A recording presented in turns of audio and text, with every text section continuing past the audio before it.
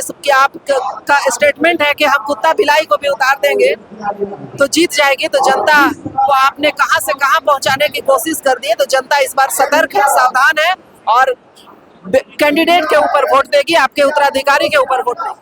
तो जो लोग हिंदू के नाम पर राजनीति करते थे उसका तो सब चीज बेपर्दा हो गया है कि असल में ये चाहते क्या थे।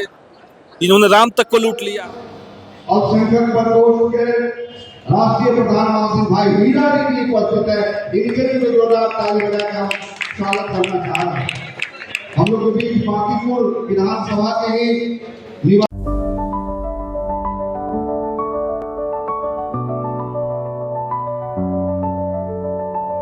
Goal the result. नमस्कार, आप हैं न्यूज़ फॉर नेशन पर। मैं आपके साथ विजय सिंह। बिहार के एक सीट पर उपचुनाव हो रहे हैं, बांकीपुर विधानसभा, जो कि बीजेपी के राष्ट्रीय अध्यक्ष नितिन नवीन के बाद राज्यसभा सदस्य बनने के बाद ये सीट खाली हुआ था और ये सीट काफी हॉट माना जा रहा है। और ऐसे में देखिए, मैदान में एनडीए हो या महागठबंधन, तमाम प्रत्याशी हैं वो कूद गए हैं। और वहीं बात करें तो महागठबंधन से प्रत्याशी बनाया गया है रेखा गुप्ता, वो भी मैदान में है। और देखिए, रेखा गुप्ता भी यहाँ पर मौजूद है, हम उनसे बात करेंगे। आज आप नामांकन करने जा रहे हैं, इससे पहले आशीर्वाद यात्रा में आप लोग निकाल रहे हैं, कैसा सपोर्ट मिल रहा है? बहुत अच्छा। पूरे महागठबंधन के घटक दल के साथ हम लोग इस बार चुनाव लड़ रहे हैं और जनता का आशीर्वाद मिल रहा है। इस बार त्रिकोणीय लड़ाई दिखने को मिलेगा बांकीपुर में। प्रशांत किशोर भी है। कोई त्रिकोणीय लड़ाई नहीं है, सिर्फ और सिर्फ राष्ट्रीय जनता दल है, महागठबंधन है और रेखा कुमारी गुप्ता जीत गया। नितिन नवीन का ये सीट है, जो कि आप बीजेपी के राष्ट्रीय अध्यक्ष हो गए हैं, तो लग रहा है कि जीत पाइएगा। पिछले बार 51। अब इस बार नहीं चलेगा कि 40 साल से जनता को आप कभी दल के नाम पे, कभी व्यक्तिगत और इस बार उत्तराधिकारी के नाम पे आप जनता को बार बार बेवकूफ नहीं बना सकते हैं। इसकी आप का स्टेटमेंट है कि हम कुत्ता बिलाई को भी उतार देंगे तो जीत जाएगी। तो जनता को आपने कहां से कहां पहुंचाने की कोशिश कर दी है। तो जनता इस बार सतर्क है, सावधान है और कैंडिडेट के ऊपर वोट देगी, आपके उत्तराधिकारी के ऊपर वोट देगी।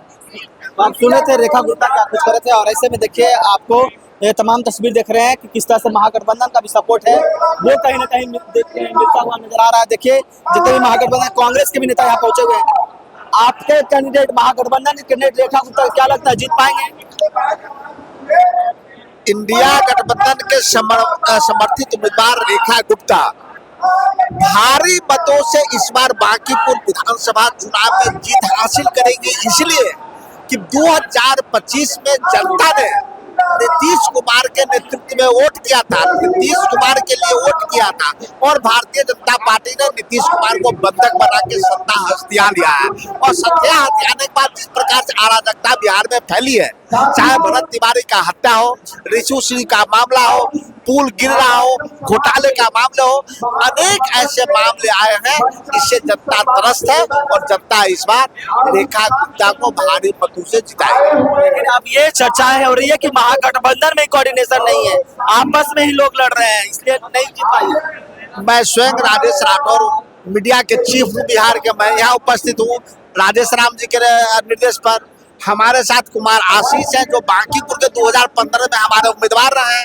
इंडिया गठबंधन के तमाम शीर्ष नेतृत्व जो उनके नामांकन में है, ये भ्रम सिर्फ भारतीय जनता पार्टी फैला रही है ताकि उनका हार का डर अभी से सता रहा है। देखिए, भाकपा माले के नेता, तमाम बड़े बड़े नेता हैं, जो जितने भी महागठबंधन के नेता हैं, वो यहाँ पर पहुंचे हुए थे। आपको सुना रहे थे राजेश राठौर से, उनसे भी सवाल पूछा गया कि आपके साथ कोऑर्डिनेशन है या नहीं है। और ऐसे में देखिए, महागठबंधन के तमाम नेता हैं, वो यहाँ पर मौजूद है।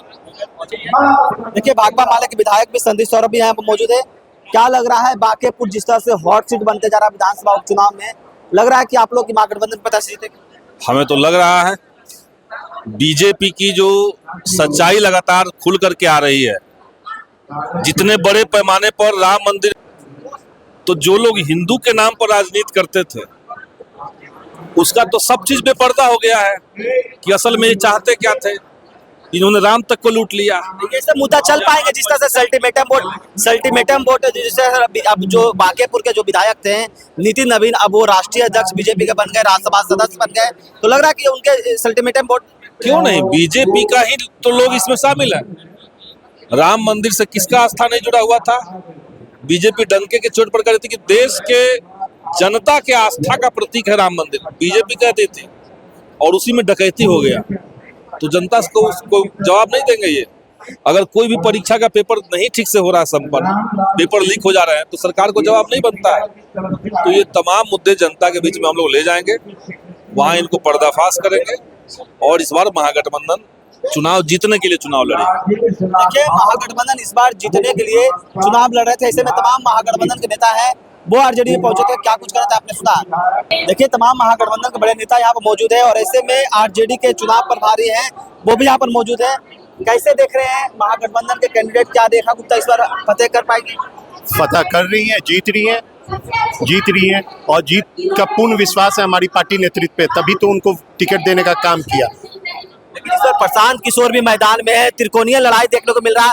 अगर मुस्लिम माइनॉरिटी की बात करें तो वो उसमें सेंधमारी करने की बात कही जा रही है प्रशांत किशोर की पार्टी में। मुस्लिम जो है, मुसलमान जो है वो बहुत वफादार कौम में से आते हैं और अपने एहसासात और जज्बात को जानता है कि हमारी लड़ाई लार्जर स्केल पे कौन लड़ने वाला है। ये वही प्रशांत किशोर है जो नरेंद्र मोदी को के लिए मैनेजमेंट करके उनको जिताने का काम किए थे। जो हालात है मुसलमानों के साथ, उसकी सबसे वाहिद पहली और आखिरी वजह प्रशांत किशोर है। इसलिए प्रशांत किशोर को मुसलमानों के साथ नहीं रहने जा रहा। क्या लगता है इस बार जिस तरह से सेंटिमेंटम वोट की बात कही जाए, बांकेपुर काफी हॉट माना जा रहा है क्योंकि ये नीति नवीन की सीट थी, अब अभिषेक बंटी वहां से लड़ रहे हैं, तो लग रहा है महागठबंधन वो किसी की भी सीट हो हम लोग जीत के दिखलाएंगे, वो जीत रहे पक्का। कोऑर्डिनेशन है महागठबंधन में, कहा जा रहा है कोऑर्डिनेशन है महागठबंधन। जी, कोऑर्डिनेशन है पूरी तरीके से।